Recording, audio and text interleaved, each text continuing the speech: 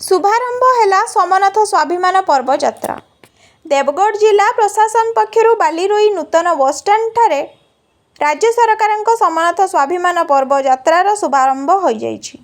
अतिरिक्त जिलापाल रेबेका बेलुंग, भारप्राप्त पौर परिषद अध्यक्ष प्रजित कुमार भोज, स्वतंत्र उन्नयन परिषद अध्यक्ष प्रशांत कुमार बेहेरा, पूर्वतन विधायक तथा संबलपुर सांसद प्रतिनिधि सुभाष चंद्र पाणिग्राही, जिला मंगल अधिकारी शिशिर कुमार पुहाण, जिला संस्कृति अधिकारी मुकेश कुमार भोई, जिला सूचना और लोकसंपर्क अधिकारी मनोरंजन सुतार पताका देखाई यात्रीवाही बसर शुभारंभ करथिले।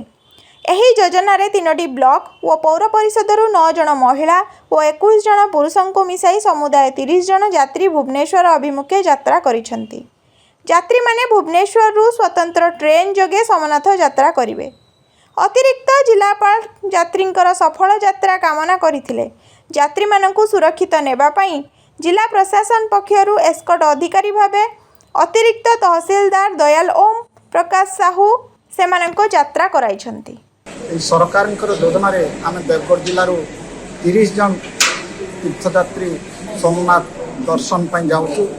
यह सरकार योजना थिबारु माननीय मुख्यमंत्री तथा देवगढ़ जिलार आमर डीसीओ जिलापाल एवं समस्त अधिकारी को आम आरएसएस तरफ समस्त को कृतज्ञता ज्ञापन करने धन्यवाद अर्पण कर।